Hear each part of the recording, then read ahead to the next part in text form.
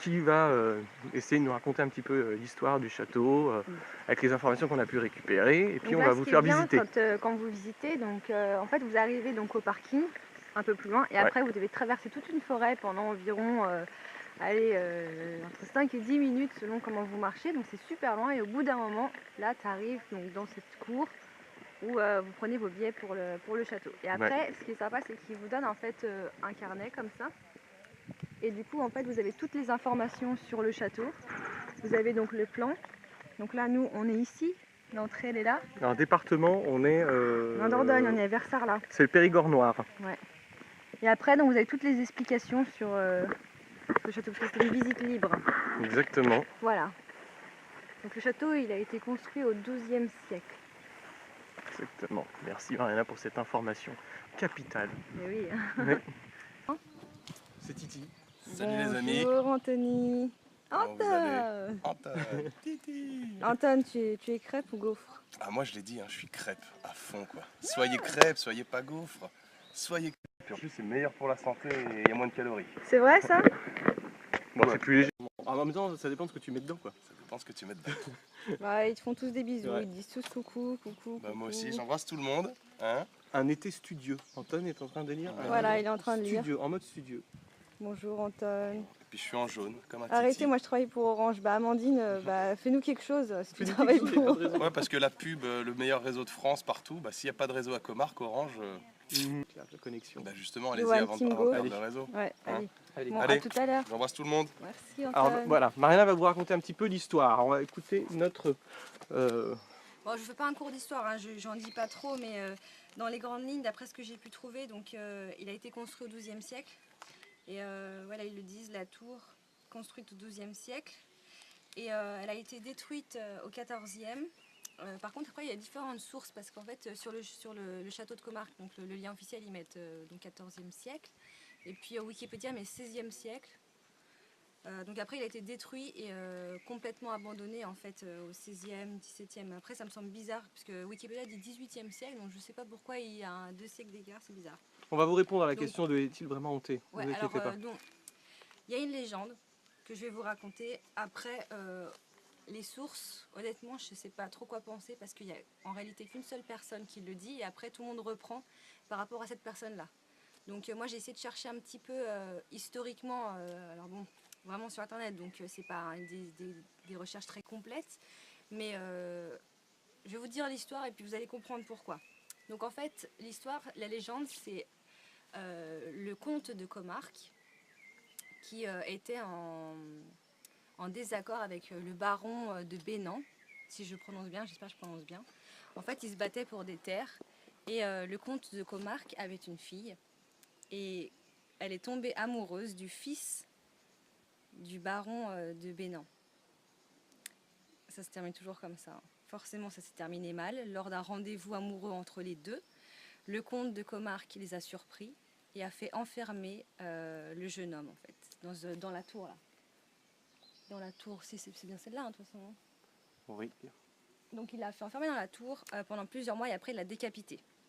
Et on raconte que son cheval erre toutes les nuits de pleine lune à la recherche de son maître, en fait, de son cavalier. Et après, il y en a qui poussent la légende encore plus loin et ils disent que toutes les personnes qui sont à la recherche de ce cheval et qui tombent nez à nez avec lui sont en quelque sorte maudits, ou il leur arrive des trucs abominables, jusqu'à même la mort. Et il y en a qui peuvent même devenir fous. Donc c'est une belle histoire, hein, c'est une belle légende, ça paraît vraiment bien comme ça. Après, au niveau de la véracité de la légende, honnêtement, je trouve ça un peu... Il y a vraiment... Personne n'en parle, hein, ni le château de Comarque officiellement. C'est une personne qui l'a pris et tous les autres l'ont repris. Donc voilà. Donc concrètement, c'est tenté par un cheval en fait. Le cheval C'est classe, ça me fait du penser cavalier en fait qui a été Martin emprisonné Va. et décapité, voilà, qui a été décapité dans la tour. Ouais. Le fameux, tu te souviens du cavalier de Martin Va qu'on avait fait en première saison de RIP? Ouais, c'était dehors dans les marais là. Oui, et qu'on avait réussi à plus ou moins expliquer avec les bruits des grenouilles en pleine nuit. C'était assez, Ouais. assez particulier. Est-ce que tu sais s'il y a eu des apparitions? Est-ce que tu sais s'il y a des témoignages? Non, pas rien Non, de... Non. dans ce Après, bon, sens-là. voilà, il a été occupé par les Anglais pendant la guerre de 100 ans, pendant plusieurs années. Ouais. Après, qu'est-ce qu'on peut dire encore qu'est-ce que j'ai écrit moi? Attends, je vais faire un petit papier. Il y en a qui posent la question si on peut rester le soir pour enquêter. On ne sait pas, on verra à la fin, on demandera. Bah, le problème, c'est que c'est privé. Hein. Ouais, mais on pourra peut-être demander, mais après en off, comme on a fait avec Xavier, on demandera en off, voir si on peut faire quelque chose. Ouais. Donc il est classé monument historique. Oui. Donc là encore des différences au niveau du temps. Donc selon le site donc, de Comarque, ils disent, donc je pense que c'est eux qui ont vrai, hein, ils disent 1924. Ouais. Mais par exemple Wikipédia disent 1943. Donc, Ah oui, donc il y a une il y différence. a une grosse différence quand même. Ouais. Ensuite, dernière transformation du château début du XVIe siècle, site Ok. abandonné fin du XVIe siècle. Tu as dit quel siècle il a été construit, 12e? Deuxième Ok. siècle, ouais. Et après, donc, en 1962, c'est Hubert de Comarque, c'est lui le propriétaire du château. Mhm. Et en fait, donc, je pense qu'il est passionné, il a commencé, donc il a acquis le château à cette époque-là, et puis il a commencé les travaux de restauration en 1972. Et c'est là où ils ont vraiment, avec l'aide d'associations et tout ça, ils ont protégé le château, et enfin ce qu'il en reste, quoi. Ouais, en fait, là, ce qu'ils disent, c'est que pour cette tour-là, Ouais. en fait, elle a été découverte en 2004 et elle a permis la découverte de 2 niveaux d'habitation aménagés dans le rocher et un passage souterrain conduisant à un habitat troglodyte situé à droite du bâtiment. Donc c'est là où on a commencé la visite. Ça peut être un vrai labyrinthe ici.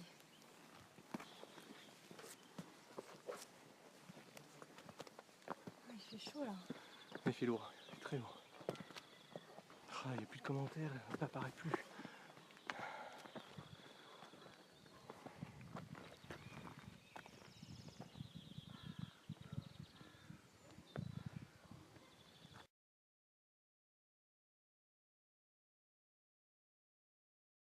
Alors, on est en direct de Sarlat. Donc là, vous avez vu, regardez, il y a Titi là-bas derrière. Il est petit, il se cache. Il se cache, qui est là, voilà.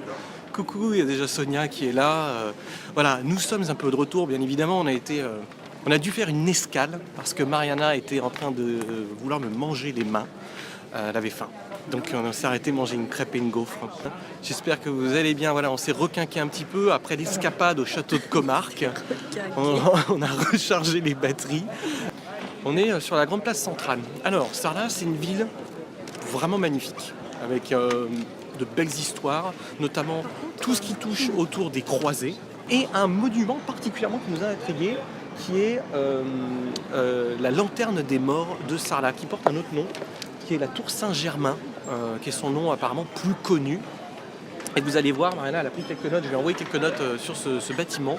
C'est assez intéressant parce qu'on ne sait pas vraiment son but et pourquoi elle a été construite. Alors, je vais pivoter. Non, je pivote et je vous montre le centre-ville. Voilà, joli village.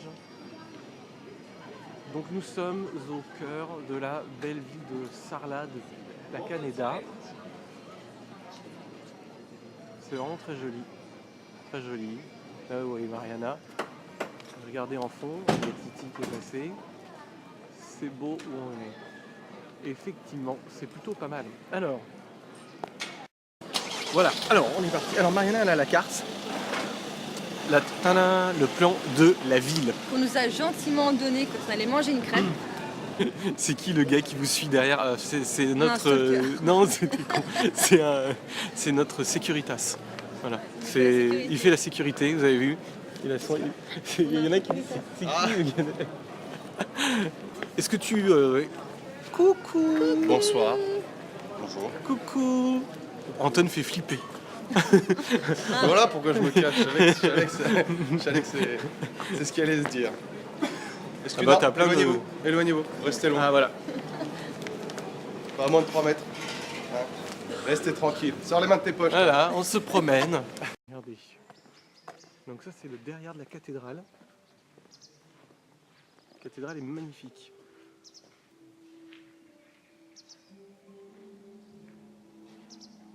Donc c'est Sarlat, la Canéda.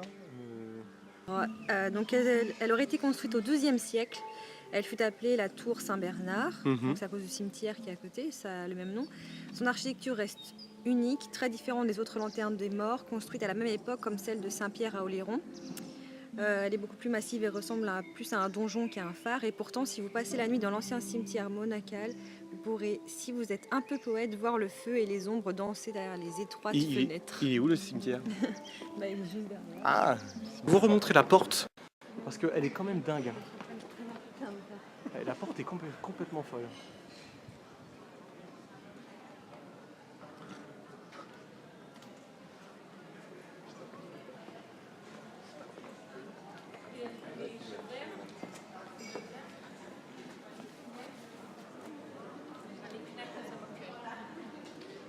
Raviolone.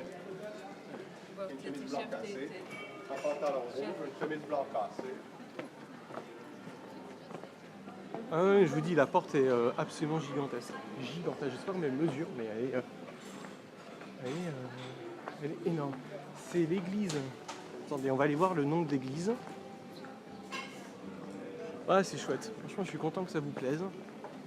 Alors, c'est l'église Sainte-Marie, marché couvert. Donc, ils doivent l'ouvrir, à mon avis. Ouais, ils l'ouvrent en fait, c'est la porte.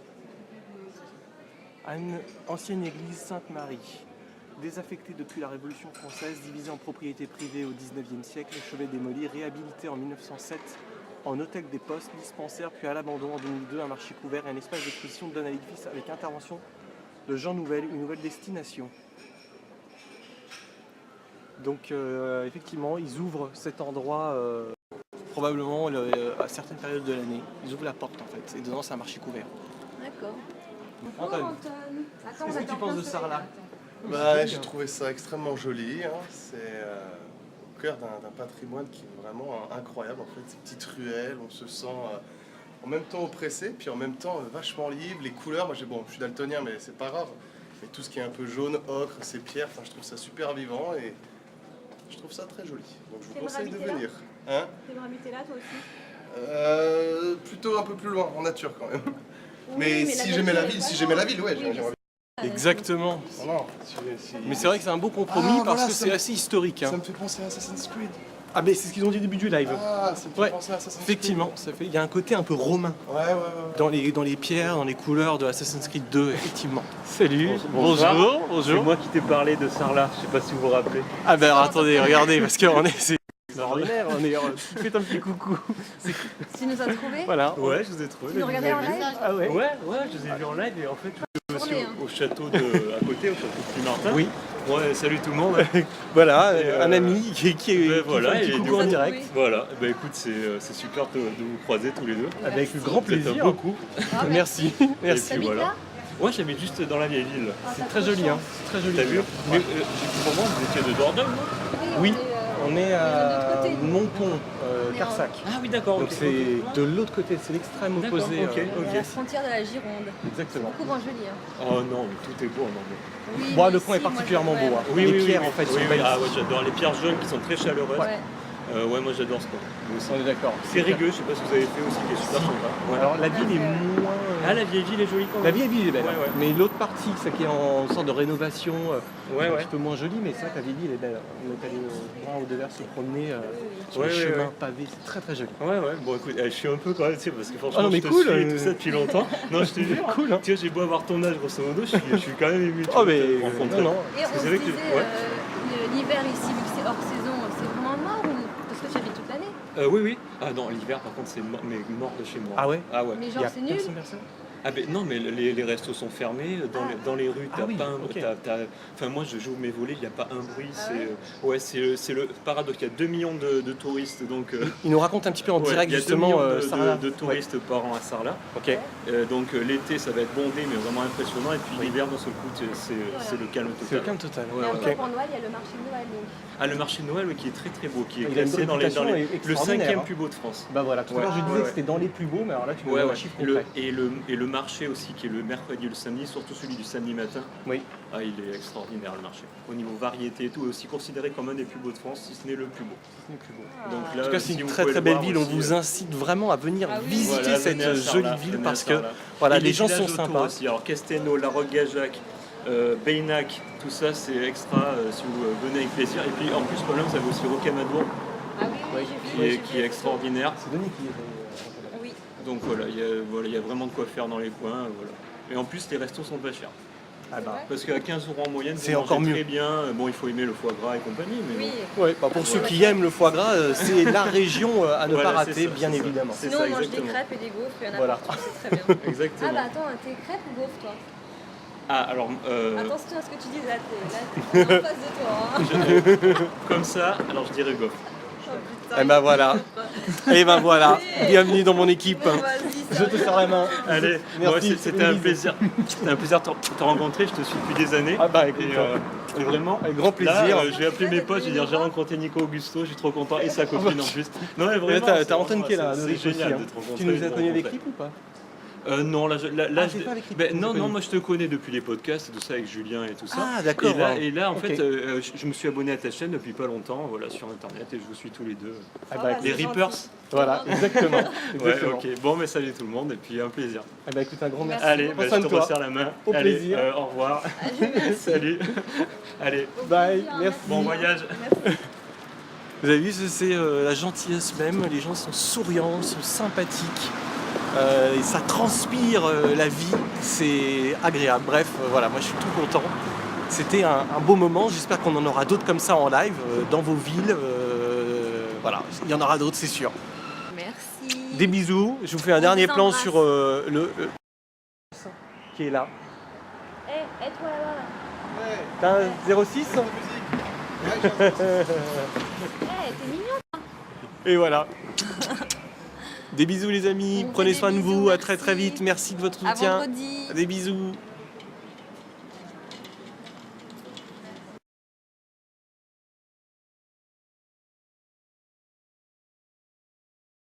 Est-ce que le climat est changeant? Est-ce qu'il y a effectivement un réchauffement climatique?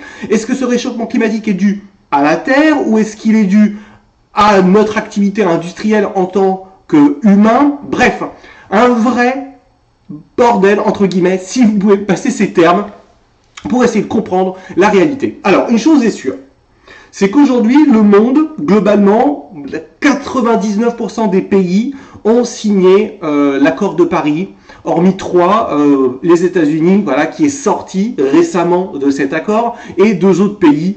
Bref, on se rend compte, quand on voit les différents grands médias, que c'est quelque chose de communément aujourd'hui acquis. Le réchauffement climatique est dû à nous, en fait, notre industrialisation, nos activités sur la planète. C'est un fait établi pour une grande majorité des gens, mais vous allez voir qu'il y a ce que l'on appelle les climato-sceptiques et qui, eux ont des arguments qui vont à l'opposé du grand courant mainstream de pensée que l'on entend sur toutes les ondes de télévision, de radio et tout. Bref.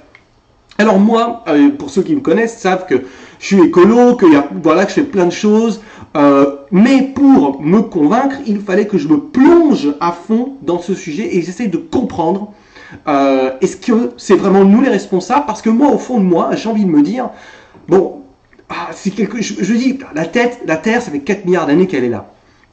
Elle est plus puissante que nous, la nature, elle est plus puissante que nous, la nature, elle fait ce qu'elle veut, elle change, elle transforme, elle donne la vie, elle l'enlève, elle la reprend, bref, la Terre et la vie font ce qu'elles veulent depuis 4 milliards d'années. Est-ce que nous, petits hommes, en l'espace d'un siècle, de 100 ans, donc qui est quasiment rien à l'échelle de la planète, nous sommes capables de détruire cette planète?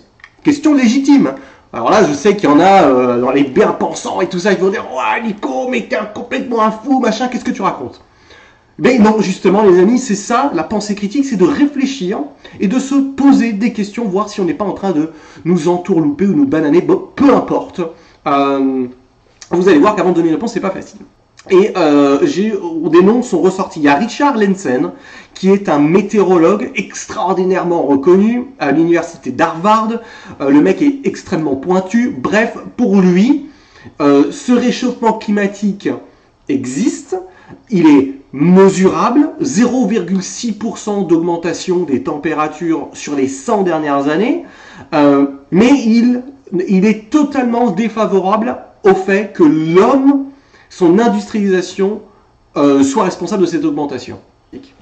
Le deuxième, c'est un Français, c'est Vincent Courtillot, qui est un géophysicien français, école des mines de Paris, enseignement à Stanford, à Santa Barbara, bref. Le mec aussi a l'air d'avoir tous du background, bref. Ils ont plus d'études que vous et moi réunis, quasiment, globalement. Bon, j'exagère. Hein. Mais bon, ce sont des pointures. Et lui, pour lui, encore une fois, oui, le réchauffement climatique existe. Il est palpable, il est mesurable, mais par les rayonnements du soleil. L'intensification du rayonnement du soleil crée justement ce réchauffement climatique. Troisième bonhomme que j'ai pris, Freeman, physicien américain, professeur émérite de Princeton. Et je vous fais, il a une liste longue comme le bras de prix Nobel, American Institute of Physics, il y a Templeton, je sais plus quoi, en 2000, 2001, 2000. Bref, pareil, une tronche, et tiens, le même discours.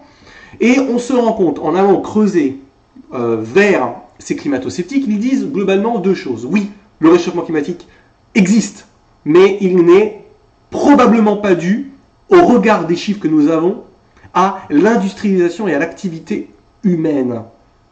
Alors attention, n'allez pas prendre ce que je vous dis pour, bon, bah, ça donne l'occasion d'aller foutre le bordel, on n'en a plus rien à foutre, on dégueulasse tout et machin dans les océans et machin. Non, c'est pas le cas. Il faut se responsabiliser. C'est pas parce qu'on nous dit que c'est pas nous qu'il faut continuer à balancer nos merdes dans les océans, à bouffer n'importe quoi, de l'industrialisation massive et compagnie. La question qu'il faut se poser, c'est quel est l'intérêt des pros, on va dire des pros réchauffement climatique, à nous dire qu'il y a un réchauffement climatique? Est-ce que c'est à nous balancer des taxes sur le carbone? Est-ce que c'est aussi des lobbies secrets qui commencent tout doucement à se dire les industries fossiles vont disparaître? Donc du coup, nous allons créer une nouvelle industrie, l'industrie du renouvelable, celle des énergies renouvelables, solaires et tout ça. Mais tout ça, ça génère des millions, des milliards d'euros d'investissement, de chiffre d'affaires, de bénéfices. Donc encore une fois, vous allez voir que l'économie joue un rôle toujours majeur dans ces grandes décisions. Et je vous disais, ces trois hommes et des centaines de milliers d'autres se disent nous sommes dans un dogme aujourd'hui, un dogme quasiment religieux. Si tu es climato-sceptique, tu es un peu comme les sorcières de Salem à l'époque, ou comme les sorcières tout court pendant l'Inquisition française, il faut qu'on te mette au bûcher contre Brûle et compagnie. Alors là, bien évidemment, on fait plus ce genre de choses, mais aujourd'hui, tu es blacklisté des grands médias pour donner une opinion contre les machins. Bref, voilà dans la situation dans laquelle on est, on ne peut plus avoir un débat stérile, un débat sain, pardon, nous avons affaire qu'à un débat stérile. Pourquoi? Parce que il y a un courant de pensée et tout le reste, c'est de la daube. Alors, impact positif et négatif. Le premier, c'est l'agriculture. Les latitudes plus élevées de notre planète auront une meilleure agriculture vu que les températures augmentent. Les latitudes basses, elles, par contre, vont galérer davantage à cause de l'augmentation des températures et donc du coup l'augmentation des incendies dans ces agricultures, dans ces champs, dans ces forêts. Deuxième point, la santé. Alors, point positif, l'hiver dans les latitudes du nord sera moins froid, donc plus chaud, moins de morts. Par contre, dans le négatif, et vous allez voir que ça craint, l'augmentation du nombre de morts à cause des canicules, qui est plus élevé que le nombre de morts à cause du froid. Et, point supplémentaire extrêmement intéressant, le déplacement des insectes porteurs de maladies dans les zones du nord. Parce que l'augmentation des chaleurs ne les fait pas rester sur place et donc du coup migrent vers des zones un petit peu plus douces. Et vont contaminer ces zones-là avec tout un ensemble de maladies abominables. On n'est pas là pour parler de ça, mais vraiment abominables. Allez, regardez, vous allez voir, c'est assez flippant. Troisième point, la fonte des glaces. Point positif, meilleur chemin entre l'Atlantique et le Pacifique pour le commerce, pour l'économie. Point négatif, je ne sais pas si vous connaissez Aldebo de la glace. C'est la capacité à réfléchir la lumière, donc l'absorption de la chaleur par les océans. Alors là, vous allez me le dire. Celle-là, c'est celle que j'ai appris aujourd'hui. Albédo. Donc ça, c'est ce que j'ai été découvert en farfouillant, en lisant quelques bouquins et des comptes rendus. Donc du coup, en point négatif, c'est que si les glaciers n'ont plus la capacité de faire baisser la température, et ben ça fait écho à ce que je parlais avant au point précédent, la santé de l'agriculture. Autre point, l'acidification de l'océan. Aucun point positif, ça c'est clair, net et précis. J'ai été chercher sur 10 sources, aucun point positif à l'acidification de l'océan. Point négatif, destruction de la chaîne alimentaire, très clairement à court, moyen et long terme. Ce qu'il faut savoir, il faut légèrement l'atténuer, c'est que destruction des plus faibles à court terme et probablement modification et adaptabilité des espèces à moyen et long terme.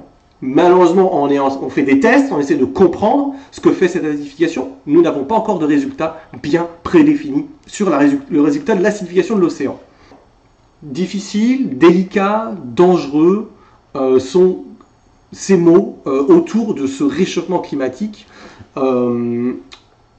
J'avais envie de conclure, parce que c'est pas facile, vous voyez, hein, j'essaye de toujours faire ces vidéos à la fraîche, avec de l'énergie, de garder l'énergie, mais c'est un sujet qui me fait tellement chauffer la tête, que je pense aussi vous, il vous l'a fait bien chauffer. Je vais essayer de conclure. Pour moi, aujourd'hui, au regard de ce que l'on a, il est difficile de dire qui est responsable. Le changement climatique est ordonné probablement par notre planète même. Et ce n'est pas la première fois. Vous savez qu'on a eu, durant voilà, notre existence, 5 grandes extinctions, 5 ou 6 grandes extinctions.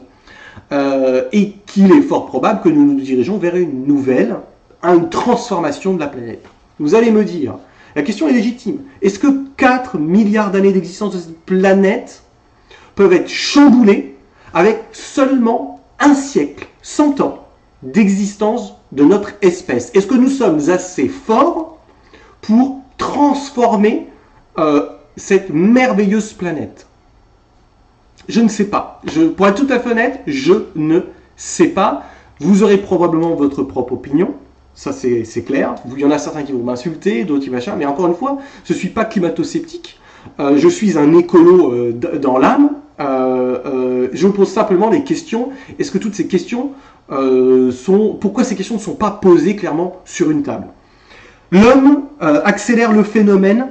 C'est une quasi-certitude. On va le découvrir à cause notamment du marché agroalimentaire, l'élevage des bovins. Ce que vous devez savoir avant de terminer cette vidéo, c'est que l'élevage des bovins, c'est la pollution du méthane est supérieure à la pollution de l'automobile. Est-ce que l'homme est responsable du réchauffement climatique? Est-ce que la Terre est elle-même responsable? Est-ce que le Soleil est responsable? Bref, qui est responsable? Et si nous étions tous responsables et qu'il n'y avait pas qu'un seul élément? C'est peut-être ça la réponse. Encore une chose est sûre, c'est qu'il faut faire votre tri parce que ça améliore considérablement notre système, notre belle maison, ce que j'appelle la Terre. Mangez moins de viande. Pourquoi? Pas plus, les gens font ce qu'ils veulent, mais moins de viande, de meilleure qualité. Mangez moins de fast-food. Faites appel beaucoup plus au local, à la qualité, à la proximité, les amis, pour préserver notre planète, nos familles, nos enfants, nos animaux, notre eau, nos voisins, notre belle planète. Je vous embrasse. Love and respect, les amis.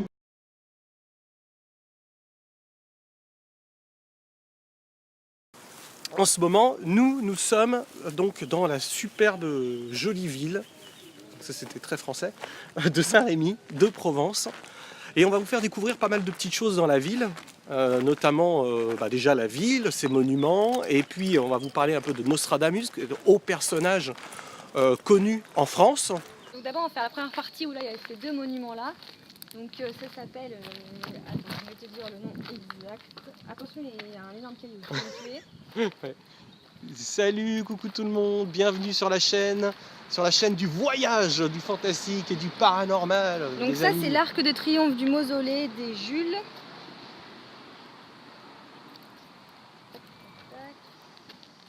Classé monument historique depuis 1840. Quand même, hein. C'est très joli. Hein. Vous allez voir, on va s'approcher. Ah non, pardon, je dis n'importe quoi. C'est l'Arc de Triomphe Ouais. et le mausolée des Jules, qui est juste derrière. Qui est juste derrière. Voilà. C'est vraiment magnifique, c'est vraiment une gueule folle. Regardez-moi ces détails, ces sculptures sont assez incroyables. Et il fait 8 mètres de haut, hein, l'Arc de Triomphe. Ah ouais, c'est haut, hein. C'est vraiment haut. Ah oui, il fait vraiment magnifique à Saint-Rémy. C'est un temps assez incroyable. Saint-Rémy de Provence, Toto.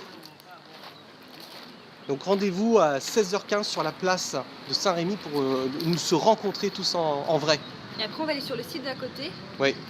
donc il est beaucoup plus grand et ils font encore des fouilles archéologiques. Hein. Ils continuent encore à découvrir des choses. Regarde comme c'est beau là. L'architecture est magnifique.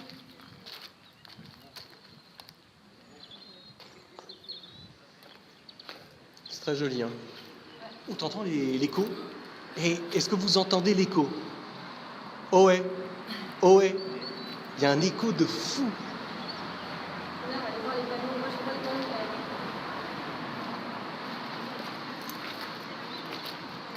Ah oui, oui, bah, vous avez même entendu les coups, c'est complètement dingue. La pierre fait résonner notre voix, c'est incroyable. Donc ça, c'est les antiques de Glanum.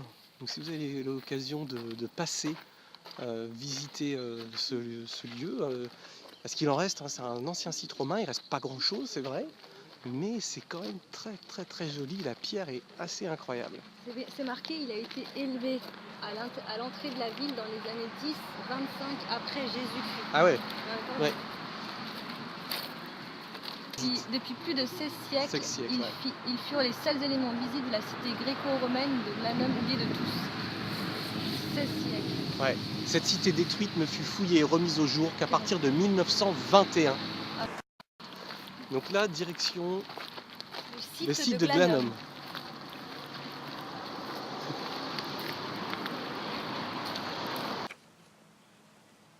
Bon, c'est bien, ils vous donnent des petits dépliants en fait avec l'histoire et Ouais. puis il y a une petite carte. Donc Classe. ça c'est pratique.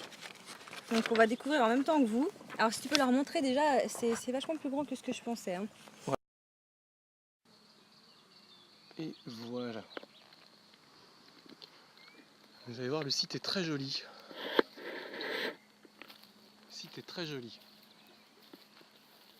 Alors elle a dit la visite commence par la gauche. Par la gauche, donc on est bien parti. Hein. Alors, numéro 1. Allez. Là, on est donc dans la rue principale de la cité qui recouvre une bonne partie de son parcours, les égouts de la ville. Ah oui, alors attends. Donc là, on va arriver par là en fait. Là, c'est le chemin et après, ça commence par là. Yes. Une cité redécouverte après 17 siècles. Et en fait, avant, c'est là où les gens ils habitaient et quand ça a été détruit, ça a été détruit par les barbares. En fait, ils ont été envahis et c'est après qu'ils sont partis du côté de Saint-Rémy, en fait, dans le village d'à côté, qui est devenu Saint-Rémy de Provence. Mais avant, ils habitaient ici.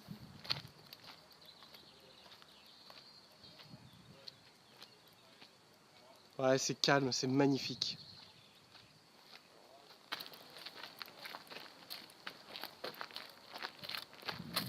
Merci les amis, merci.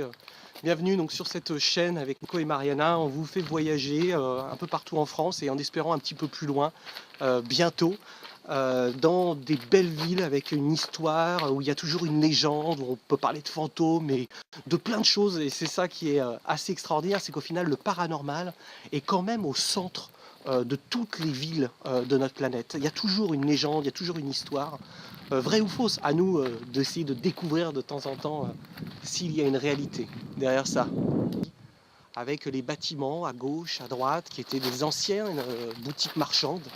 Ça devait être absolument incroyable à l'époque, peut-être raffiné. Les Romains avaient un sens de la raffinerie, du bon goût. Il y a beaucoup de bains, de fontaines. C'est marqué, au début, il y a une sorte de grand bassin. Ouais. Et en fait, ils récupéraient l'eau de pluie. Et ça permettait justement pour les latrines. Et puis pour, je sais pas, ils devaient s'en servir aussi. Je sais pas s'ils arrosaient. Enfin, en tout cas, ils récupéraient déjà l'eau de pluie. Ils avaient tout un système déjà à l'époque. Hein. Déjà très en avance. Alors là, on va se diriger vers la sortie parce que si on veut aller à Saint-Rémy, il ne faut pas trop traîner non plus. Exactement, nous suivons notre guide de haute qualité. Je pense que vous n'avez jamais vu une guide aussi jolie. Ah, voilà, ça c'est fait. Parce que bon, moi, quand des fois, ça m'est arrivé de faire des visites avec des guides. Bon, ben voilà, c'était pas aussi agréable. On se prépare tout doucement à aller en direction de la ville de Saint-Rémy-de-Provence. Alors, si vous allez voir, c'est une très jolie ville. C'est pas très grand, mais c'est très joli. Et elle a une particularité, c'est que c'est une des nombreuses villes dans laquelle Nostradamus, donc personnage très connu en France, prophète, médecin, cuisinier, bref, il a fait tout un ensemble de choses, des savons, des confitures, bref, il a fait tout un ensemble de choses, mais on le connaît surtout dans le milieu du paranormal pour ses prophéties. Alors Mariana, on voulait vous parler des prophéties, mais c'est quand même très complexe, parce que c'est de l'ancien français, et il y a différentes personnes et différentes interprétations de ces prophéties. Certaines semblent s'être réalisées, d'autres Après, un peu plus hasardeuses. Il y a les prophéties qui touchaient par exemple l'humanité, et il y a celles qui touchaient une famille en particulier ou quelqu'un en particulier. Il avait la faculté de voir par exemple une personne, ça m'a fait penser, il a vu un jeune moine, oui, Ouais. il a vu un jeune moine et il s'est agenouillé devant lui et les gens lui ont dit mais qu'est-ce que tu fais et tout, et je sais plus quelle phrase il a employé, mais il a dit je dois m'agenouiller devant comment il a dit sa sainteté, je crois qu'il a dit, et quelques années plus tard, ce jeune moine est devenu pape. Donc voilà, il a vraiment des dons, c'est pas à discuter, ça c'est... En tout cas, voilà, Après, les pour informations... les très grandes prophéties, bien sûr qu'il y a une et médecin de la peste. interprétation, mais- ouais. Effectivement, il a officié auprès de Catherine de Médicis aussi, de nombreuses personnalités en France. Il était extrêmement respecté comme personnage et il est décédé de la goutte. Cette maladie que même encore aujourd'hui, nous avons beaucoup de mal à guérir. Je crois qu'on n'en guérit pas. C'est cet ancien bâtiment. Qu'est-ce que tu as là? Voilà. Ici naquit, le 14 décembre 1503, Michel de Nostradamus, dit Nostradamus, astrologue. Effectivement, il était aussi astrologue. C'est là où il est né, regarde. Ah bah voilà. Alors là, bon, il faut que tu leur... dis-leur un petit peu ce que tu sais sur Nostradamus, parce qu'ils n'arriveront pas à lire, c'est beaucoup trop petit. Bah non, donc là, il est né le 14 décembre 1503. Il était l'aîné des fils du notaire Jaume de Notre-Dame, d'origine juive. Il grandit dans une famille aisée et savante. Il aimait parcourir la campagne environnante et resta toute sa vie marqué dans les paysages des Alpes et fasciné par les antiques. C'est là ce qu'on a vu tout à l'heure d'ailleurs, arc et mausolée romain de Saint-Rémy. Il a étudié aux prestigieuses universités d'Avignon et de Montpellier. Il devint un médecin réputé, expérimenté avec quelques succès des remèdes contre la peste à base de simples plantes médicinales. Ouais, parce qu'en fait, j'ai lu que du coup, à cause des vagues de peste, ça sentait énormément mauvais dans la rue. En fait, il a trouvé avec des plantes, des fleurs. Il cueillait des pétales de roses par panier entier. Et il faisait une concoction et en fait, ça éliminait l'odeur. Pas que ça, hein, mais il y avait ça. Ça devait pas sentir super bon. Hein. Ouais, c'était l'odeur a été vraiment. Merci John. Donc à base de plantes simples médicinales, il se surnommait lui-même Nostradamus, ce qui signifie littéralement nous donnons ce qui est nôtre. Damien disait qu'il était astrologue pour Catherine de Médicis. Bah, pas que ça, hein. Il a été pendant un moment en fait, c'est parce que il devint le protégé de la reine de Médicis. Exactement. Qui le nomma en 1564. Il était déjà vieux, hein. Médecin ordinaire du roi et conseiller de la reine. En fait, il les a rencontrés comme ça lors d'un événement ou je sais plus. Et en fait, elle est venue. En fait, elle a dit je viens voir, je suis là pour voir Nostradamus. Elle est venue ici, c'est elle qui est venue, c'est Catherine de Médicis qui est venue. Nostradamus, en fait, c'est Catherine de Médicis qui est venue en Provence juste parce qu'elle a entendu parler donc des prophéties de Nostradamus et puis de toutes ses compétences. Elle a dit je suis venue que pour le voir. Donc du coup, ils se sont rencontrés et il a fait une prophétie en fait, une divination par rapport à sa famille, par rapport au roi, par rapport à là. Et du coup, elle l'a pris, elle l'a engagé, et c'est là où il est devenu son conseiller et puis officiel du roi, quoi. Voilà. Merci pour puis, ces informations précises. Quoi d'autre Ils ont tellement de choses à raconter sur lui. Vas-y, Mario, si c'est pas merveilleux, c'est notre meilleur pote.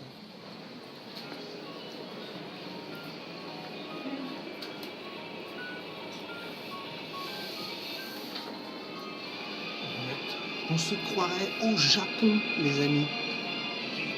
Oui, oui, on se croirait au Japon. C'est privé, ouais. Mais nous sommes en direct de Saint-Rémy, dans une petite salle d'arcade, toute mignonne. C'est trop beau ça, bien évidemment. Voilà. Vous avez le Non, regarde, c'est écrit gagne à chaque partie. Voilà. Alors, est-ce que tu as une pièce pour gagner? Non. Le Japon à Saint-Rémy. 2 € quand même. Ah oui, bon. Pas de perdant. C'est très mignon. Toute Ouais, mais petite regarde, si boutique. c'est pour gagner une crotte. Mais moi, je la voudrais. Exactement. Bon, c'est bien. Voilà. Donc, venez vous arrêter à Saint-Rémy, faire une petite partie. Il y a un Sega Rally. Il y a un Rambo. Voilà, non. Voilà. Vous avez vu avec Mariana, on trouve toujours. C'est très joli. C'est très joli. Donc tu es sûr que c'est celle-là, la fontaine? Est-ce que tu connais un petit peu? C'est marqué juste sur la Michelin et tous les gens qui le regardent disent qu'ils sont déçus. Bah ouais, en fait, c'est vrai qu'il n'y a pas grand... Ah, attendez. Regarde, c'est marqué. C'est marqué quoi? La fontaine Nostramine, ça a été rénové par l'île de Saint-Rémy de France et que soutien financier de la Fondation d'entreprise du Crédit Agricole. Bon, merci au Crédit Agricole alors. Hein. Bon, bah merci Crédit Agricole. Bon, bah voilà, bon, comme vous l'avez vu, la fontaine, c'est pas fou. C'est pas le truc incroyable. On vous Merci embrasse, à vous, hein. à très vite, à bientôt, un petit pouce, un commentaire, un like, un partage. Love and respect les amis, à Bisous, très bisous. bientôt pour À de nouvelles mercredi. aventures.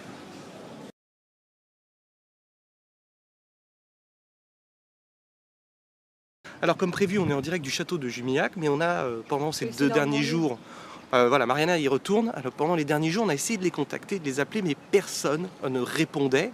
Parce que à chaque fois qu'on fait un événement comme ça, on les contacte, on discute avec eux, mais là ils ne répondaient pas. Et puis là, ils sont en train de nous dire qu'ils ne veulent pas que l'on filme, qu'on parle de leur château, qu'on parle de leur légende. C'est classe, j'ai envie de vous dire. C'est très classe dans un pays aussi beau comme le nôtre, avec autant de patrimoine, que les gens des châteaux refusent qu'on parle de ce genre de choses. C'est bien dommage. Mais bon, Mariana est retournée, vous la voyez là, au fin fond derrière moi. Alors, Mariana va nous raconter. On peut pas filmer, on peut D'accord. pas prendre de photos. Oh, On peut faire super. l'extérieur, mais pas l'intérieur, parce qu'apparemment, en fait, les propriétaires se sont fait cambrioler je sais pas combien de trucs à cause que les gens prenaient des photos et filmaient. Du coup, C'est beau ça, c'est voilà. beau de dire que c'est la faute des gens qui prennent les photos et qui filment, que les gens se font cambrioler. C'est extraordinaire, j'adore cette mentalité. Donc, dans tous les cas, après, on peut faire l'extérieur, on peut filmer dehors, ça n'y a pas de souci. On peut faire les jardins, machin, mais on peut pas aller à l'intérieur. Même pour toi, même pour nous, je veux dire, en tant que visiteur, on n'a pas le droit de prendre de photos. Bon, c'est génial, j'ai envie de vous dire. Parce que Sur leur site, c'est marqué qu'ils font des. Ça a servi pour un tournage télévisé, un film et puis un jeu télévisé. Quand Alors même. Skyler, pour te répondre, nous avons contacté les propriétaires ces 3 derniers jours sans En plus, aucune plus, réponse. ça fait 2 semaines. Même 2 semaines, Mariana a commencé, sans aucune réponse de leur part, sans rien. Le truc qu'il y a, c'est qu'on est venu. Pourquoi? Parce que sur leur site, ils disent qu'ils ont des nocturnes qui parlent du fantôme. Donc on s'est dit, bon, apparemment, ils sont ouverts à la discussion, mais je sais. C'est juste qu'ils ne veulent pas qu'on filme à l'intérieur parce qu'ils se sont fait voler. Voilà. Mais bon, tu vois, s'ils ne nous répondent pas, c'est dommage. Mais je pense qu'on va quand même vous montrer parce qu'on ne va pas rester là, comme ça, on est venu. Voilà, donc là, c'est. Voilà, on est quand même là, on est dedans, c'est vrai que c'est très joli, hein. C'est très joli.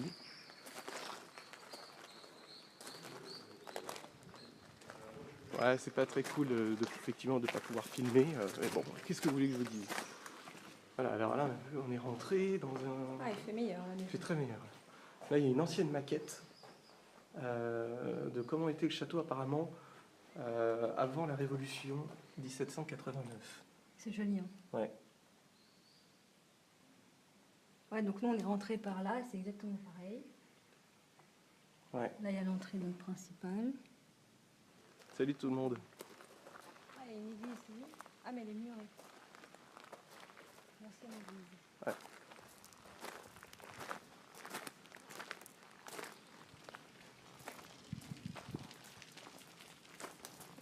Je crois qu'il y a un corotte là-haut ou pas? Sûrement, il y aura des corocs là-haut. Et il y en a un, c'est sûr.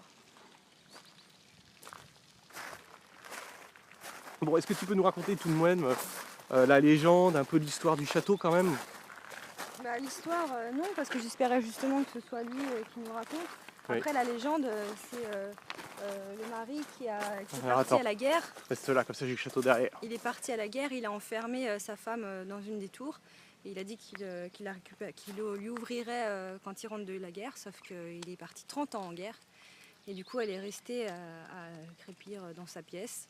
On l'appelle la fileuse, parce qu'en fait, avec son amant, elle avait donc un amant. Et puis, elle lui passait des petits mots doux, elle les cachait en filant. Et du coup, bah, on ne sait pas par contre si elle est morte dans cette pièce ou pas. Hein. On sait juste qu'elle a été enfermée 30 ans. Après, il paraît qu'il y a une dame blanche qui, le soir, surtout les soirs de pleine lune, qui se promène sur les toitures et tout ça. Après, bah, le problème, c'est que, tu vois, j'espérais leur demander sur place pour savoir si cette dame blanche, c'était la fileuse ou si c'est une autre personne, tu vois. Mais du coup, je sais pas, je verrai, je lui demanderai peut-être après, je vais un peu tâter le terrain, quoi. Vous avez vu Ouais, t'as raison, Skyler, c'est clair. Non, mais vous inquiétez pas, on va pas le faire. Déjà, ils nous autorisent les jardins, c'est déjà ça. L'avantage, c'est que voilà, vous pouvez voir au moins les jardins comme ça, c'est plutôt cool. Ce qu'on a vu dans le château, on va raconter un petit peu plus sur l'histoire. Alors il y a globalement trois informations assez intéressantes. La première, c'est le côté alchimiste qui est très présent dans le château. Qui est extrêmement présent, comme dit Mariana, dans le château. Tout tourne autour de ça, dans les détails de sa conception, mais aussi dans les différentes pièces qu'on a pu visiter. Il y a énormément de symboles alchimiques qui, voilà, en tout cas, on sent qu'à l'époque, les gens qui ont habité dans le château étaient extrêmement intéressés quant à la transformation des métaux. Le principe de l'alchimie, c'est comment ils appellent ça, la transfiguration, je ne sais plus exactement, je ne suis pas un professionnel de l'alchimie, mais c'était plutôt intéressant. Je vous invite à aller regarder un petit peu sur internet si vous voulez en savoir un peu plus de ce en quoi consiste l'alchimie. Bon, après, pour l'intérieur du château, la visite c'était assez intéressant. Après, ma déception, c'est que donc par terre, c'est que de la pierre, hein, c'est très brut. Ouais. Du mobilier, du coup, parce qu'il nous dit qu'on ne peut pas filmer à cause du mobilier parce qu'ils se sont fait cambrioler. Donc ouais, c'est très basique, hein, il n'y a pas de mobilier, il y a quoi? Il y a une table, une chaise, une armoire, c'est très basique. N'hésitez pas à mettre un petit pouce. Parce qu'il nous dit qu'on ne doit pas filmer par rapport à ça et du coup, il n'y a rien en fait. C'est vide, quoi. C'est extrêmement Quand vide. tu vois, par exemple, Château-l'Évêque, où lui, il a des pièces incroyables, c'est très beau, très bien décoré. Et puis là, t'as rien. Donc super, quoi. Donc voilà, comme dit Mariana, c'est un peu vide dedans. C'est pas vraiment justifié qu'on puisse pas filmer. Après, malheureusement, c'est leur choix. Ouais.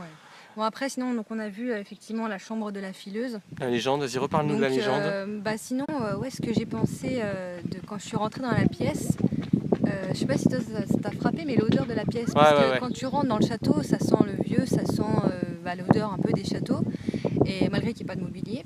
Et dans la pièce de la fileuse, ça sentait vachement bon, le parfum, une odeur un peu féminine, mais pas un parfum, tu vois, moderne. Ça sentait une odeur assez agréable. Et donc du coup, quand on rentre, en fait, il y a un lit à baldaquin, il y a sa fileuse qui est là. Bien. Et puis il y a ce portrait dont on avait parlé. C'est un portrait en fait qui est sur une porte, le portrait d'elle, qui apparemment, quand elle a été emprisonnée pendant 30 ans, donc c'est son mari qui l'a emprisonnée pendant la guerre des... Je vais vous mettre la de face. On continue à vous raconter, à vous expliquer, mais on vous montre les abords du village et le tour du château. Et puis qu'est-ce que je peux dire encore? Le seul truc en fait, c'est que ils font beaucoup de recherches. Ils savent pas en fait historiquement. Ils ont des données il y a plusieurs dizaines d'années et après à chaque fois ils ont des nouvelles données qui arrivent.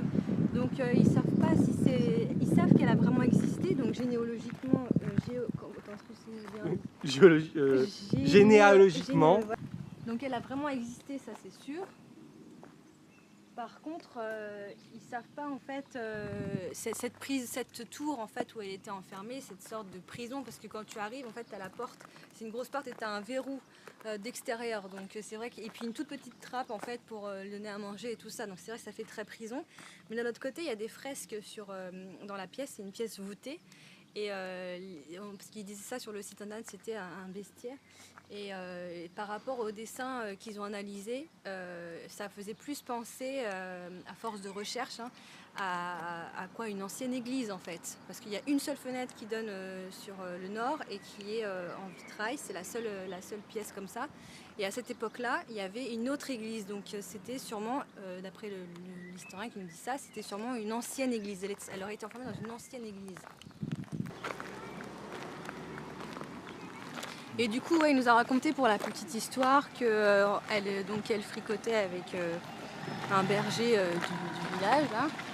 Ouais. Et en fait, elle donnait des petits mots doux à travers la fenêtre avec la laine en fait, qu'elle filait. Elle passait ça à travers la fenêtre, il s'envoyait des petits mots doux. Et quand le roi est revenu, il a surpris donc le jeune homme à la fenêtre de sa femme. Du coup, il a provoqué en duel. Et donc forcément, c'est le roi qui a gagné parce qu'il avait beaucoup plus d'expérience. Ouais. Et à terre, il lui a fait choisir entre la vie ou la mort. Ouais.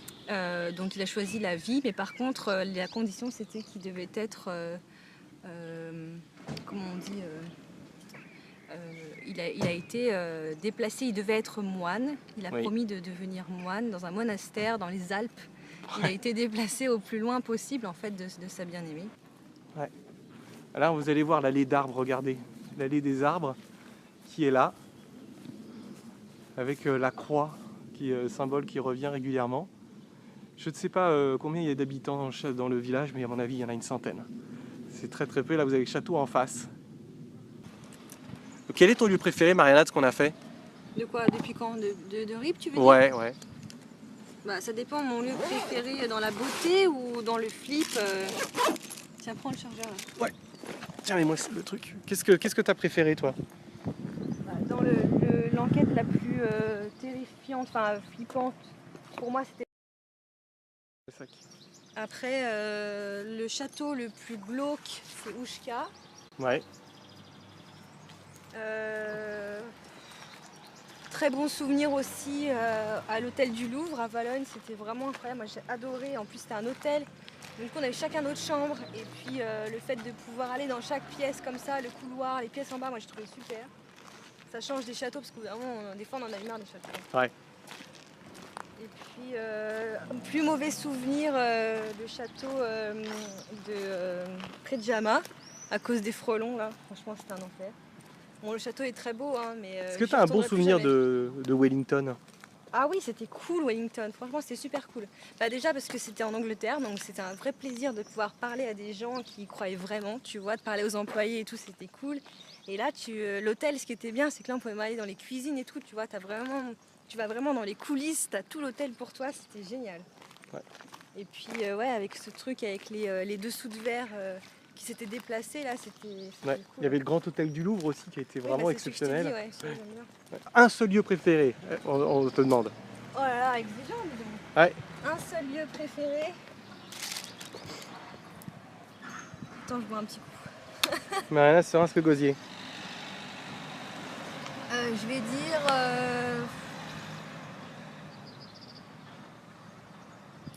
dire...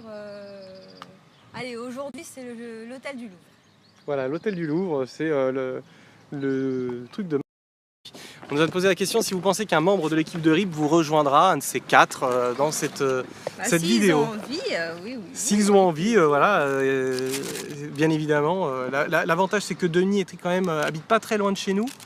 Donc c'est peut-être plus facile. Ouais, mais le problème, tu sais ce que c'est le problème, c'est si Denis il vient. Ta caméra? Ouais, c'est que Denis, tu vois, il est hyper... Moi, on ne verra pas, c'est sûr. Parce que Denis, il est encore plus grand que Nico. Donc il faut que Denis tienne la perche et que l'appareil photo soit comme ça, tu vois. Parce que sinon, moi, en fait, déjà qu'avec Nico, et du coup, il cadre comme ça, vous voyez que mes yeux. Donc avec Denis, on verra que mes cheveux. Voilà. En même temps, effectivement, quand on a fait la là, il y avait Anton qui était dans le coin. C'est vrai. Ah ouais, Anton était dans le coin. Ouais, Anton, c'était le garde du corps, oui. Ouais.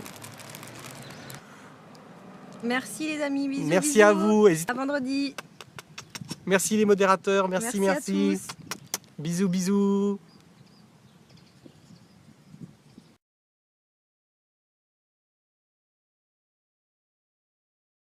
Donc, principalement d'une légende.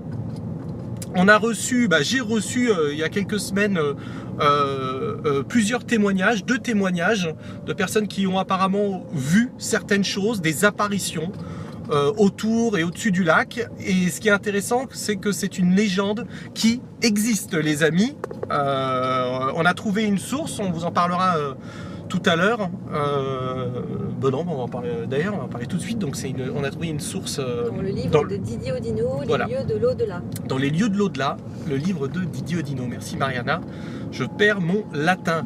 Donc c'est intéressant, on ne sait pas vraiment sur quel pied danser, donc c'est pour ça qu'on va aller repérer le lieu, on va aller observer de nuit, parce qu'apparemment on aurait vu des silhouettes au-dessus et aux abords du lac, un peu blanches. Apparemment c'est une légende de Dame Blanche.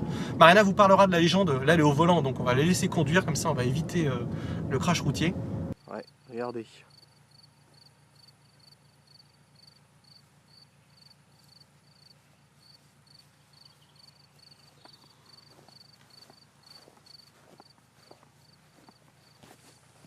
Qu'il y a une légende. Mariana va vous lire la légende. Alors, la nuit, l'étang est le cadre de manifestations étranges. On peut régulièrement voir glisser à la surface des eaux la forme diaphane d'une belle dame blanche. Elle y traîne doucement en prononçant des paroles incompréhensibles. Voilà. Voilà. Ouais, regardez le lac. Avec les roseaux, c'est trop beau.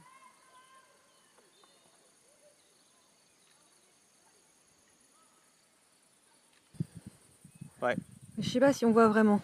Mais là, par exemple, il y a une forme blanche là. Ouais.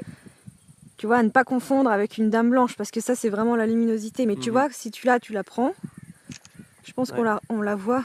Tu vois, on la voit aussi là. Tu vois? Ouais, je sais ce que tu veux dire. Et du coup, il y a beaucoup de gens qui nous envoient des photos et qui nous disent: ah bah tu vois, là, il y a une forme là. Ouais, Tu vois, il y a du blanc. Ouais. Ouais, mais vous voyez pas. Hein. Si, on voit légèrement le blanc, regarde. Ouais, tu vois? Ouais, on voit les... Là, les traces blanches là. Ne vous Et ça, inquiétez pas, c'est juste la luminosité, ça n'a rien à voir avec une dame blanche Ouais. là. Donc ça, c'est la légende qu'on retrouve dans le livre de Didier Odino, Ouais. qui, pour l'ensemble, pour une grande partie de ces témoignages, proviennent de procès-verbaux des années 60, 70, 80, 90. Ensuite, on a reçu plusieurs témoignages, 2 témoignages il y a plusieurs semaines, qui nous disent que sur ce lac et autour du lac, on a vu des silhouettes. Bon, des silhouettes blanches apparemment, humanoïdes. Donc ça corrobore la légende. Maintenant, nous on a décidé de venir voir déjà si le lac existait, voir si c'est pas du pipeau, voir si on peut expliquer. Une explication rationnelle. Exactement. Oh mon Dieu, c'est Frelon, un avion de chasse. Et le machin était comme ça, je l'ai vu passer, je dis merde. Celui-ci, faut pas se le prendre dans la tronche. Ouais, j'attends de voir qu'il fasse bien nuit pour voir l'éclairage du lac. Ouais. Est-ce qu'il y a une source de lumière quelque part, tu vois, qui pourrait laisser penser, on pourrait apercevoir une forme blanche ou. Mais c'est le lac de Saint-Saul. Voilà. Donc il y a pas mal d'informations. Apparemment, les dames blanches ou la dame blanche En fait, la légende errent à complète- différents endroits. La Alors vas-y, légende Mariana. complète, elle va se reposer sur un dolmen voisin. Mais d'après les informations qu'on a pu récolter avant, le dolmen, en fait, déjà, il est tout éparpillé. Et puis maintenant, il est dans des propriétés privées, donc il ne peut pas y avoir accès. Il a été détruit ou partiellement détruit. Ouais. Effectivement, vas-y, raconte-nous, Mariana, est-ce que tu as vu la voiture? Ouais, la voiture, on voit bien les phares. Bon, par contre, on voit vraiment bien que c'est une voiture. Hein. Ouais. Mais les phares, effectivement, ça vient sur toute une partie du lac. C'est assez loin. Mais ça fait vraiment une traînée. Hein. Ouais. C'est pas un truc vaporeux.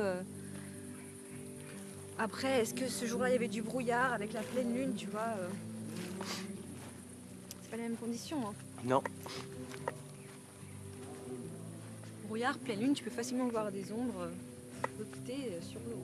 Mais c'est pas mal, hein, c'est intéressant, c'est pas mal. S'il n'y a pas la musique, on est absolument au calme parce Ouais, qu'il n'y a pas de voisins. Il y en a vu 2 petites maisons. On n'a rien vu, donc effectivement, s'il n'y a pas de musique, on peut faire quelque chose, on peut faire du moins une enquête de prise de son, d'ambiance et d'observation. Alors pour l'instant on observe, hein, pendant que moi je vous parle, Mariana observe le lac. Vu que le lac est grand, on a une vue vraiment très loin. Voilà, c'est ça. Il y en a qui dit, il y a Romain qui dit phare de voiture plus brume et chaleur égale apparition, une possibilité, Romain. Effectivement, c'est Ouais, moi je dis pleine c'est lune avec possible. la brume. Pleine lune avec la brume, tu dis? Ouais. Ouais, carrément, parce que de toute façon, avec les lacs, il y a souvent des brumes. Donc là, imagine la brume comme ça, une pleine lune.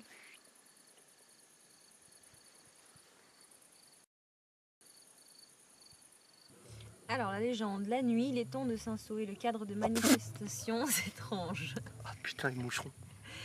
Ouais, c'est pas, ils voient bien là. Ouais, c'est genre... Voilà, là on vous embarque, on est en voiture. On va aller voir autour du lac en voiture.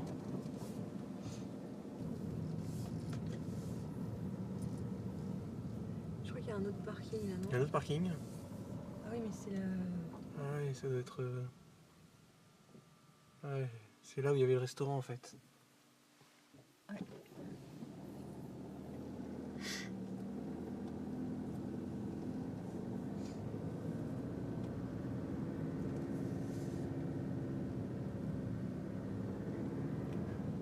Moi je te dirais, on pourrait aussi faire demi-tour jusqu'au petit village parce que Ouais. je veux dire, la légende est quand même assez large.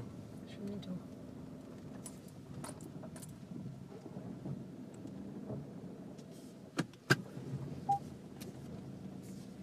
Allez.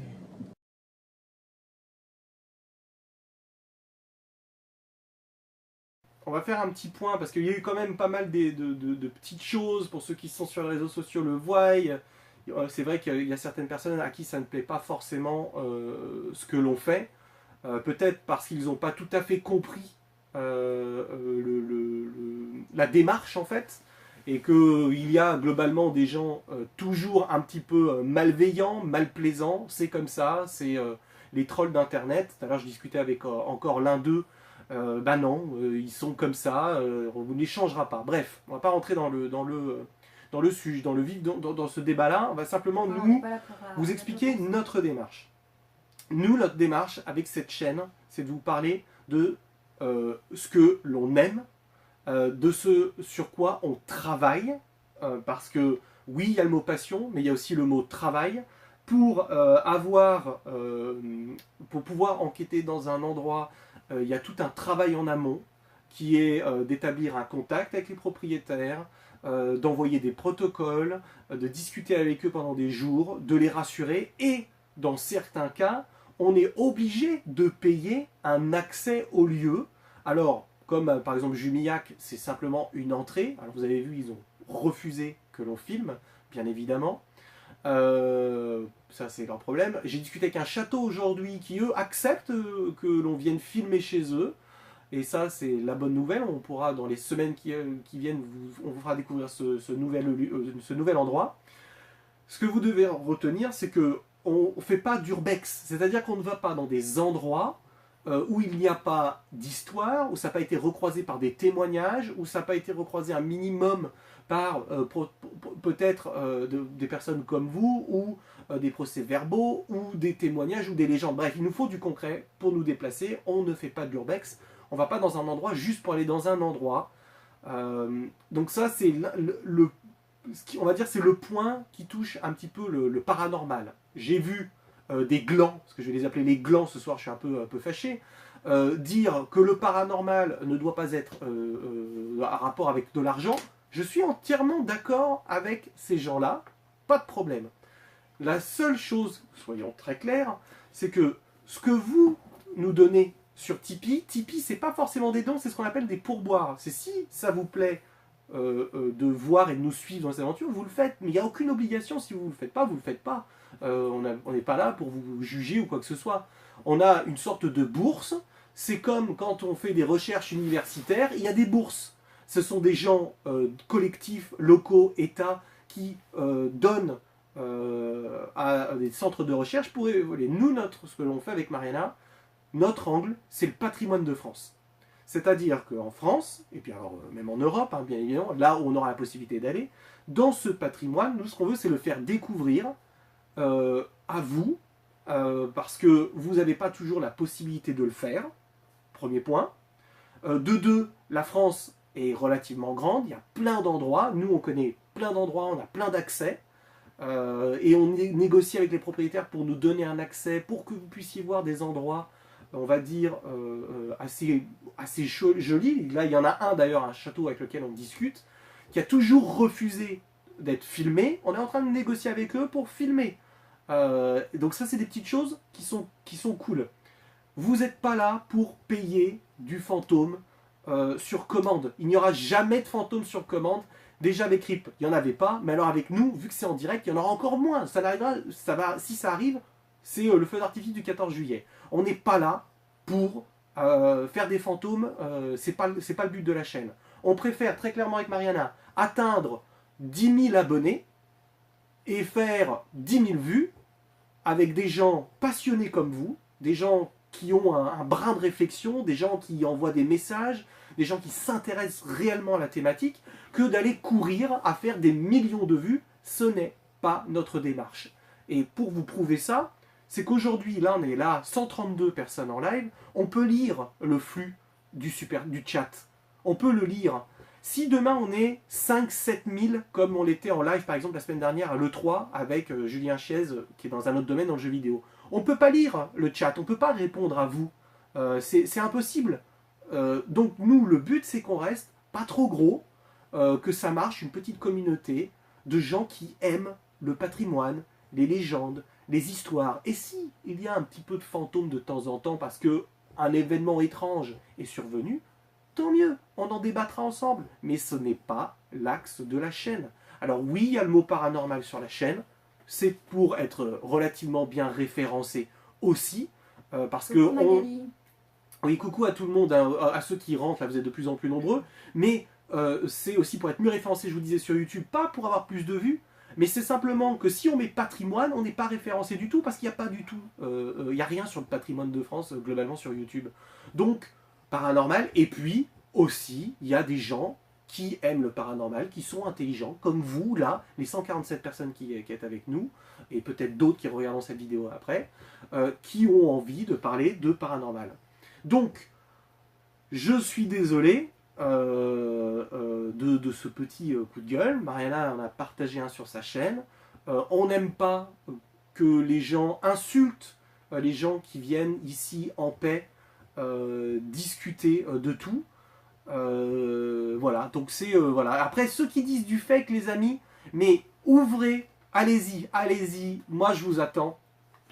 Ça fait plus de 10 ans qu'on fait ça. Personne n'a jamais démontré qu'on avait fait du fake parce que nous n'avons jamais fait de fake. Encore une fois, les épisodes de RIP, c'est pas nous qui le disons, hein, c'est vous qui le dites, sont chiants parce qu'il se passe jamais rien. Bah oui, parce que comme vous l'avez vu en live à Saint-Saul, vous avez plus de chances de vous faire attaquer par un moustique ou par une couleuvre que de voir un fantôme voler au-dessus d'un lac.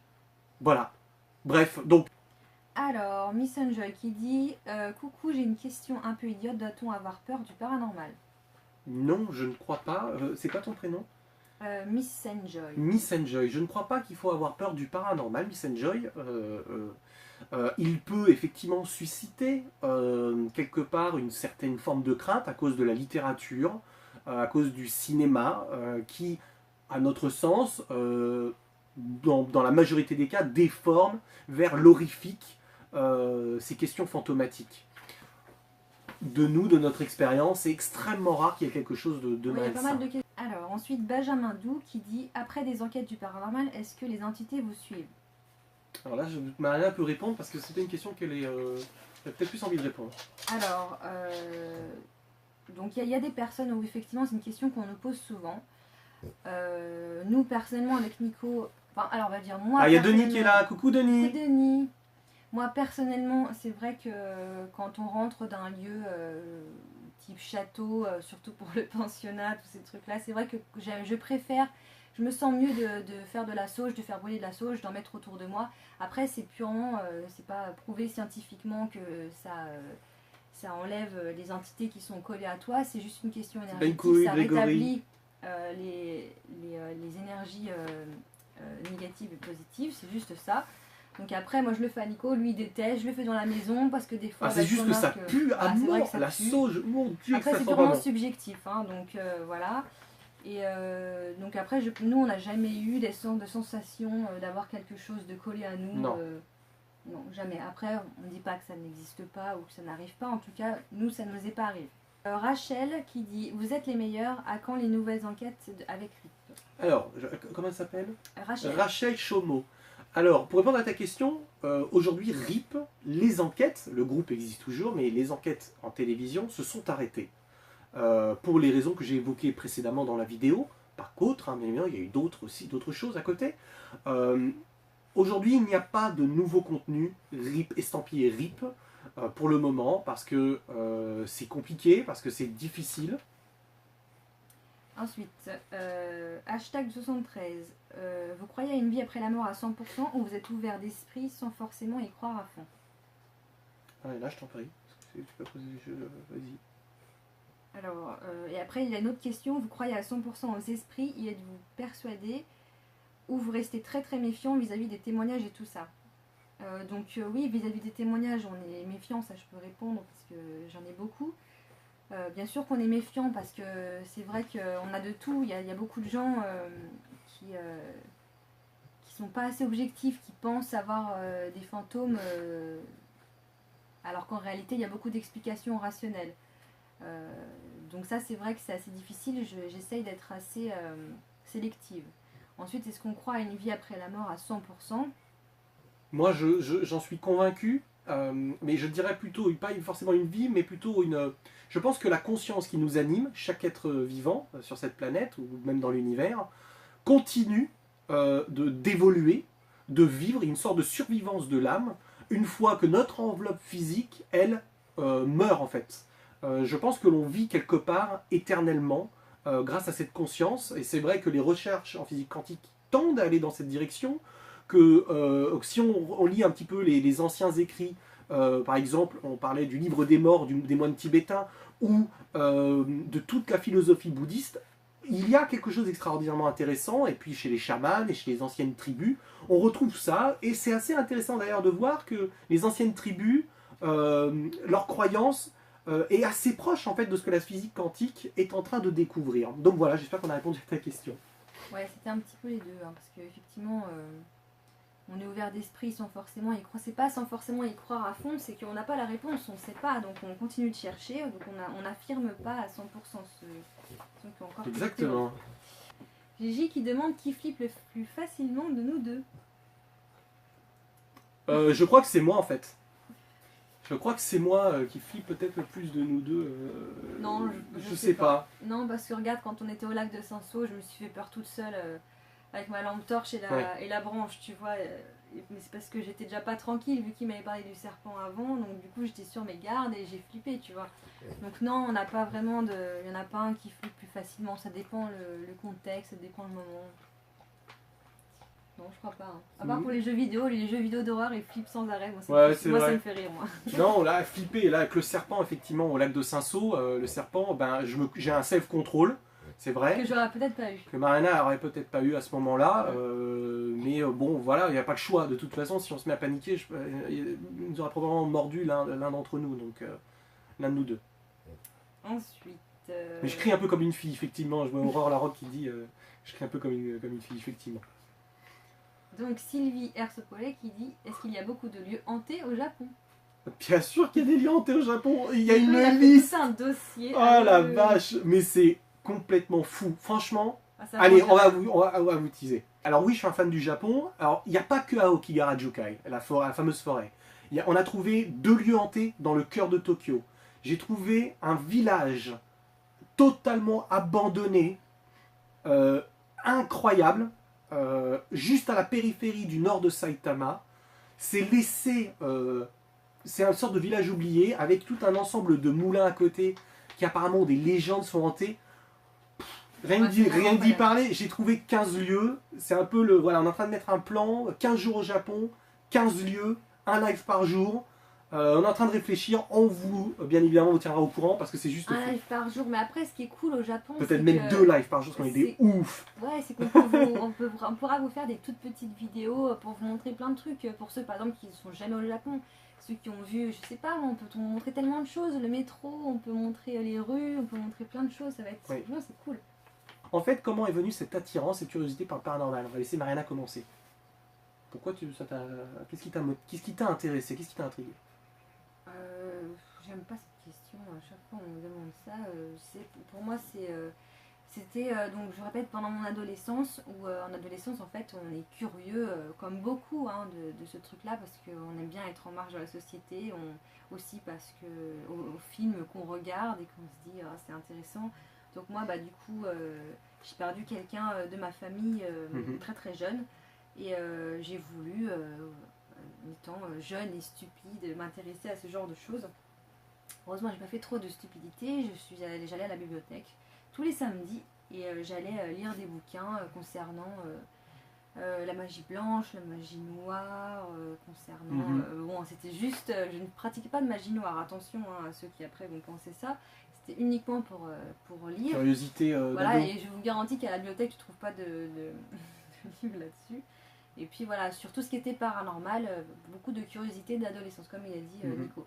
Et puis après, bah, c'est venu après où j'ai rencontré Denis et Nico, où du coup l'approche qu'ils avaient d'un côté beaucoup plus rationnel, très terre à terre, m'a plu et je me suis dit pourquoi pas développer dans ce sens-là. IPM, investigation post-mortem. Regrettez-vous votre collaboration avec Canal+? Non. Ben non, parce qu'on a eu on se serait craché dans la soupe de regretter, mais je veux dire, on a eu la possibilité de visiter des endroits, d'acquérir une expérience qui est extraordinaire, aussi bien en enquête, aussi bien en paranormal, aussi bien en télévision, en production, Non, en super film. expérience, on a été très libre Ouais, de dans l'ensemble. de C'est à la ce fin qu'on que c'était pouvait faire. compliqué. Non, mais à la fin, c'est juste qu'on s'est retrouvé à un dilemme. Le problème, c'est que les gens, ils veulent toujours plus. Le paranormal, après, ça devient... nous, quand on a commencé, on était les seuls, les premiers en France à faire dans la télévision. D'accord? Avant, il n'y avait que aux États-Unis et en Angleterre. En France, on était les premiers. Donc après, je te laisse imaginer, au bout de 4 ans, bah, du coup, ça a donné l'idée à d'autres. D'autres, du coup, ont créé leur propre truc, leur association, ils ont fait des choses sur Internet et tout ça. Et du coup, bah, après, les exigences des téléspectateurs vont de plus en plus loin.